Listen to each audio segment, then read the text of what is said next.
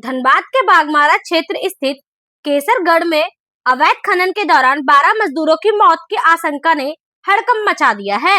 हालांकि प्रशासन ने अब तक किसी की भी मौत की पुष्टि नहीं की है। इस मुद्दे को जमशेदपुर पश्चिम के विधायक सरयू राय ने एक्स हैंडल पर उठाया, जिसके बाद गिरिडीह से सांसद चंद्र प्रकाश चौधरी और विधायक सरयू राय खुद घटनास्थल पर पहुंचे, लेकिन वहां पहुंचते ही आक्रोशित ग्रामीणों ने उन्हें घेर लिया और नारेबाजी करते हुए मौके से लौटने को मजबूर कर दिया। ग्रामीणों ने घटना को पूरी तरह अफवाह बताया है और कहा है कि कोई हादसा नहीं हुआ है। बता दें कि विधायक सरयू राय ने एक्स पर लिखा था कि केसरगढ़ में अवैध खनन से 9 मजदूरों की मौत की सूचना गंभीर है, सरकार को जांच करनी चाहिए। वहीं सांसद चंद्र प्रकाश चौधरी ने प्रशासन पर मिलीभगत का आरोप लगाते हुए 12 मजदूरों की मौत का दावा किया है और मृतकों के नाम भी बताए हैं। फिलहाल बीसीसीएल और डीजीएमएस की रेस्क्यू टीम मौके पर मौजूद है और मामले की जांच की जा रही है। घटना की मुझे पूरी जानकारी मिली थी। सदन चल रहा, मैं दिल्ली में था। रात को हमको करीब 8-9 बजे जानकारी मिली। 8-9 बजे मुझे जानकारी मिला और मैंने रात को ही फैसला किया कि सुबह मैं घटनास्थल पर जाऊंगा और जितने भी दबे लोगों की सूचना है और इसकी जानकारी स्पॉट में जाकर लूँगा। और मैं घटनास्थल पर भी गया था और वहाँ पर जो देखा सीन, जिस प्रकार से मुहाने को बंद किया गया है रात भर में, क्योंकि मिट्टी भी अभी ताज़ा है। अभी वहाँ पे उसको ढकने के लिए, लिपा पोती करने के लिए माफियाओं के द्वारा उसको मुंह को ढक दिया गया। ये स्थिति है और मैं प्रशासन, क्योंकि अभी थाने में हूँ और मैं प्रशासन, चूँकि मुझे पूरी जानकारी है कि वहाँ पर 12 लोग दबे हुए हैं। हमको पूरे 100% मुझे पूरी जानकारी है कि 12 लोग दबे हैं, जिनका नाम तक भी अभी तक 5 लोगों का मेरे पास नाम तक भी आ गया है कि 5 लोगों का नाम आया पूरी गारंटी के साथ। यदि प्रशासन को लगता है कि इस तरह का अफवाह, इस तरह का घटना है, तो इन 5 लोगों को आइडेंटिफाई करें, जाए उनके घर में, उनके मोबाइल नंबर से उनसे पता करें। यदि वो घर में है तो हम समझेंगे कि वहाँ लोग नहीं बैठे। यदि वो घर में होंगे ना जिंदाबाद, इन 5 लोगों का नाम आपके साथ किसी तरह की अवस्था वहाँ पे? देखिए, माफियाओं का जो रवैया रहा है यहाँ पर इस पूर्वांचल क्षेत्र में, तो माफियाओं से मैं डरने वाला नहीं। उस तरह का विरोध जो कोयला माफिया लोग जो करते हैं, अपने आप को जो समझते हैं कि इतना बड़ा घटना होने के बाद उनका हिम्मत कितना है, तो आप समझ सकते हैं उसमें मनोबल कितना बड़ा है। और प्रशासन के सामने उस तरह का लोग कर रहे हैं, आप समझ सकते हैं। अभी गाड़ी भी पकड़ा है और कितना प्रमाण चाहिए, और कितना प्रमाण चाहिए। रोज मिली भगत से निकल रहा है सैकड़ों हजार। उस अभद्रता को लेकर के मामला दर्ज करवाइए है क्या? प्रशासन के सामने हुआ, लिखित रूप से देने दीजिए। हम लोग इस सबसे, उनके इस तरह के विरोध करने से हमको कोई फर्क नहीं पड़ता। उससे ज़्यादा हमारे कार्यकर्ता यदि भिड़ना चाहते हैं तो कभी भी कहीं भी भिड़ सकते हैं। मैं उनको भी चुनौती देता हूँ। प्रशासन से क्या मांग करते हैं? प्रशासन से मांग है कि उसको रेस्क्यू करे और जितने लोग अंदर में दबे हुए सबको बाहर निकाला जाए और जितने माफिया लोग इसमें इन्वॉल्व है सभी लोगों पर हत्या का मुकदमा दर्ज कराया जाए। उनको अभी प्रशासन के साथ बातचीत के दौरान आपने कहा कि हमारी हत्या करने का साजिश। देखिए, जिस प्रकार से मैंने बोला, इनके सामने इस तरह का कर रहा है, तो आप समझ सकते हैं माफियाओं का कितना संरक्षण है और कितना लोगों का मन बढ़ा हुआ है। हम तो चुनौती देते हैं, वैसे लोगों को हमने बहुत देखा है, कितने बड़े माफिया बहुत भीड़ भी चुका है। उनको चुनौती देते हैं, जहाँ भी बोलेंगे, जितना बजे रात को भी बोलेंगे, मैं उनके यहाँ जाऊँगा और उनका दम है तो वो हमको छूट देते। सांसद जी, उन लोग आप पे आरोप लगा रहे थे कि सांसद जी सिर्फ कोयला सुन सवाल सुनिए, हम क्या आरोप लगाएंगे? जो माफिया लोग हैं, जो चोर है, उनको मैं संरक्षण नहीं दूंगा।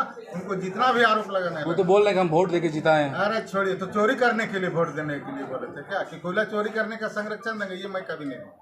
ठीक है, मृतक कहाँ के रहने वाले थे?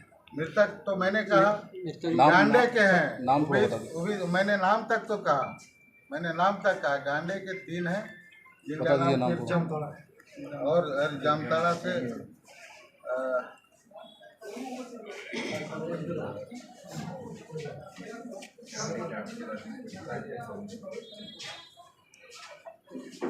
अफजल अंसारी, पिता शफीक अंसारी, अजीज अंसारी, पिता गनी मियाँ, दिलीप साव पिता भूटन साव, जमशेद अंसारी पिता मुस्लिम अंसारी, बदगुंडा पंचायत ताराटाड़ पोस्ट ताराटाड़ गांडे विधानसभा क्षेत्र और गिरिडीह जिला से हैं। और सलीम अंसारी और गुल मोहम्मद अंसारी पिता गुल मोहम्मद अंसारी, उसके बाद नारायण अंसारी नारायणपुर जामताड़ा से। इस घटना में लोगों का मुझे 100% पूरी जानकारी है। यदि पुलिस प्रशासन को जरा सा भी लगता है कि नहीं ये गलत है तो आप आइडेंटिफाई करा लीजिए कि वो लोग घर में बैठे हुए हैं।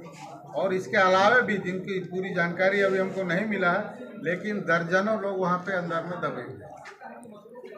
अभी आपका क्या मांग है? या एनडीआरएफ टीम को मंगाया जाए और निकाला जाए उन लोगों को, लाश का जाए। और वैसे माफियाओं को जो लोग इस पर सीधे तौर पर इन्वॉल्व है, वैसे लोगों पर हत्या का आरोप लगाकर, चूँकि मजदूरों के साथ माइंस में इलीगल माइंस में घुसाकर इस तरह की दुर्घटना करने का जो लोगों साजिश रचा है और लोगों को मारने का जो साजिश रचा है, उन लोगों पर हत्या का आरोप लगना चाहिए। इस पूरा खेल के पीछे कौन है?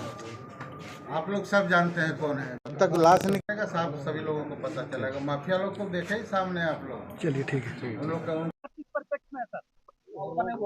रात में जानकारी मिली कि केसरगढ़ में बीसीसीएल के एक बंद कोयला खदान में अवैध माइनिंग के दौरान चाल धंस गया, हादसा हो गया, 10-15 मजदूर वहाँ दब गए। जानकारी मिली, मैंने यहाँ पुलिस प्रशासन को भी फोन किया। उन्होंने कहा कि ठीक हम लोग ही इस पर जो कार्रवाई करना होता है करेंगे।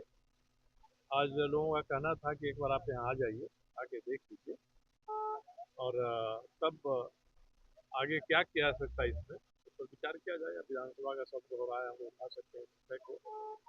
और मुझे लगता है कि पहली घटना नहीं है, इससे पहले भी 3 बार हम लोग चाल धंसने से मौत के मुहाने पर आ चुके हैं। और मुझे लगता है कि धनबाद में जो स्थिति पैदा हुई है, इसके लिए सबसे पहला दोषी बीसीसीएल है। भारत सरकार का वो उपक्रम है, सीआईएसएफ के रहते हुए भी सब हो रहा है। और राज्य सरकार के जिला पुलिस, जिला प्रशासन, ये सब लोगों की निष्क्रियता है या है, उसके कारण से घटनाएं हो रही हैं। अभी मुझे फ़ोन आया एनडीआरएफ के डिप्टी कमांडेंट का कि रांची से एनडीआरएफ की टीम जो आपदा राहत पहुंचाते हैं वहाँ पहुंच रही है। तो मुख्य तो ये है कि अगर अवैध खनन हो रहा है, अवैध परिवहन हो रहा है, तो ये जो हमारी सरकार की संपत्ति है कोयला, एक तो उसका नाजायज व्यापार हो रहा है। और माइनिंग में बीसीसीएल की माइन से और बीसीसीएल कोई ध्यान ही नहीं देता है। अवैध कोयला का खनन हो रहा है, एक समानांतर व्यवस्था चल रही है। और नई स्थिति ये है कि पहले मजदूरों को लेकर लोग अवैध खनन कराते थे, अब तो जो अवैध खनन कराने वाले उन्होंने हथियारबंद दस्ता भी बना लिया है। रात में खबर आई कि ये लोग किसी को वहाँ जाने नहीं दे रहे हैं। तो ऐसी स्थिति है, लगता नहीं है कोई कानून व्यवस्था धनबाद जिला में है, नहीं है। और बीसीसीएल, सीआईएसएफ, राज्य सरकार का पुलिस, राज्य सरकार प्रशासन यहाँ क्या कर रहा है ये समझ सकते हैं। जिला प्रशासन ने एनडीआरएफ टीम को रोक दिया है। अब तो ये उनका विषय है, हमको खबर मिली एनडीआरएफ जा रहा है, जिला प्रशासन रोक देगा तो रोक देगा। हाँ, उनको ये सूचित किया कि यहाँ कोई घटना ही घटा ली। प्रशासन का कहना कोई घटना नहीं। इस पर आपका क्या है? प्रशासन का अगर ये कहना है और लोगों का कहना है कि हुआ है, लोगों ने एक ट्रक अवैध कोयला का रोक के भी रखा है, तो इसका अर्थ ये होगा कि प्रशासन ही सबके पीछे है। प्रशासन की रुचि है इसमें कि अवैध खनन होता रहे। ये स्थिति